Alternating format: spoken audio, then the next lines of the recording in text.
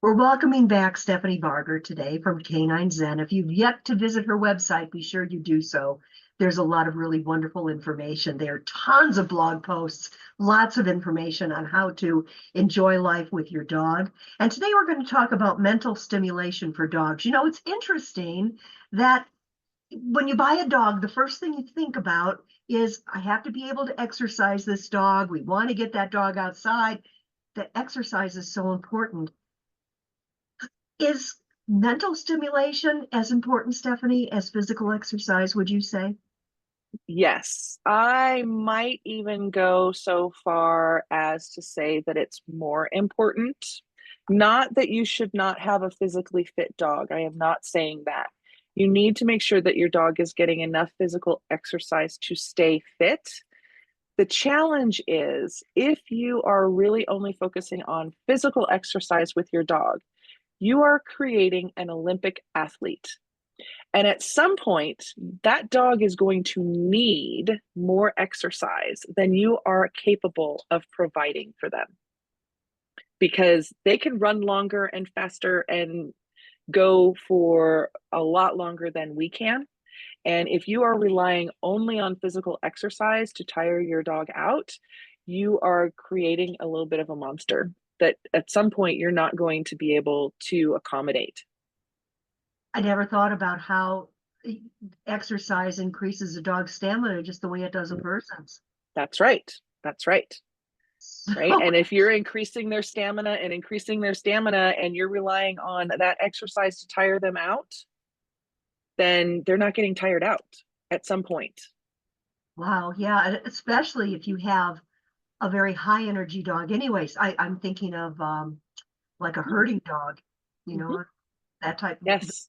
They just Yeah. require so much. They're bred to work all day,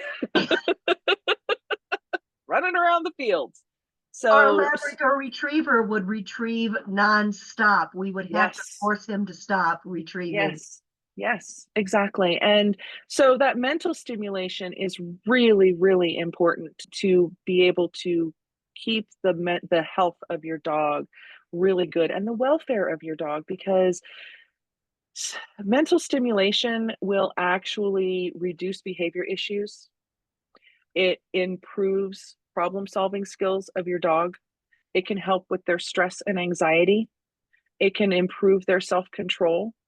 And it can also strengthen that bond that you have with your dog.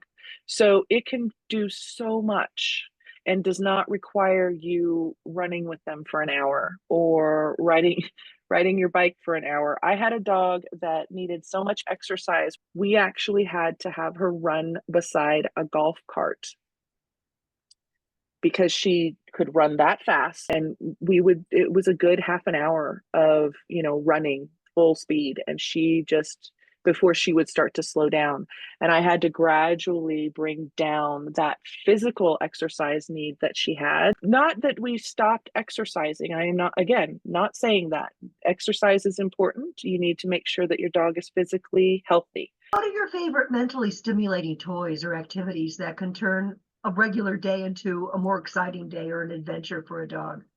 I love scent games. I frequently use some kind of food game like a snuffle mat, a Kong wobbler, a food ball. Um, if you want to go back and listen to the gifts for dogs we just did, then there's some great ideas there. But there are other things too, including training, structured games, sports, things like and do agility, you can do obedience, rally. Barn hunt is really fun for some dogs. That's where they go and hunt for things in a barn setting. I was just going to say the important thing is doing things that your dog enjoys and you have time for. When I was a little girl, we had a Westie, also known as a West Highland White Hmm. Terrier, Hmm. and she was super smart. We used to play hide and seek with her, but with toys. And so I would give her a toy and we'd play with it for a minute, and then I'd have her sit and stay, and I'd run like maybe into the bathroom and I'd put it in the bathtub and close the curtains, whatever. And she learned that she could go and Hmm. find those things, and she'd get so happy and excited that it actually got to where she was bringing toys to us and dropping them Saying, to go hide it, go hide it. go hide it. Exactly. Yes, That yes. So Exactly. those types of things can really be a lot of fun. And some dogs love to play hide and seek with their people. If you have small kids, that might actually be a helpful skill that you could teach your dog, right? Because if you lose track of somebody or you just don't want to go hunting around for, one of your kids, you could go and send your dog to find them. So the truly important takeaway from this is you absolutely need to plan to have as much time, if not more, for mental stimulation with your dog as you do with exercise. Yeah. It, I like that it can help reduce behavioral issues, and that certainly makes sense. You think about children. Yes, exactly. I have a client who came to me because they live in an apartment. The dog was barking at every sound that came in from the hallway. One of the primary things that I do when I start with any behavior client is we look at the enrichment. Is the dog getting the enrichment it needs? If they can't, they'll find stuff to do if you don't give them stuff to do. And frequently that's not what we want them to do. And so this dog had decided that every noise in the hallway was something that they needed to bark at. First appointment, we introduced some enrichment for this dog, and within 2 weeks, the dog, they were noticing, was barking less at hallway noises. And even if she did bark, she was easily redirected.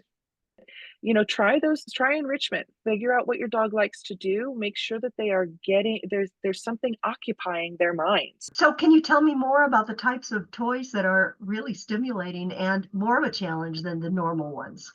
Absolutely. Do you mind if I share my screen? All right, so this is actually one that I've recently learned about. This is a Posler. The company is called Posler, and they have different sets. And so each one of these little items, you see that some are blue and some are orange and some are yellow, and some are lick mat kind of types. They're separate components, so you can combine them in different ways. So you can always be shifting up how the dog is encountering the puzzle. So you can remove components, you can add components, you can turn them different ways. And so this is absolutely amazing for those dogs that really need an extra challenge. And then this one is one where maybe they're not as skilled as is needed for the previous one, but they're getting up there. And so this one actually has the ability to change the way the insides look or are situated so that it's easier or harder to actually get the food out of here. And so the yellow and the blue parts here in the center can be moved around so that it makes it more difficult. And so it's got about 3 different levels that you can choose from as your dog is improving.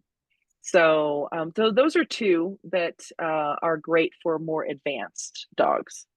Great. I'll be sure to link that for everyone too in the notes. I appreciate you sharing that. That was fun. Thank you so much, Stephanie. This has been really fun. And if people have any questions about toys or the best way to introduce them, comment in the show notes. We watch for those and we answer them. So any type of questions you have, we're here for you. I'll make sure that you know, Stephanie, if anybody has anything to add or to ask. Perfect. Wonderful. Thank you, Lee. It was wonderful. Talk to you again soon. Okay, take care. Bye-bye. Bye-bye.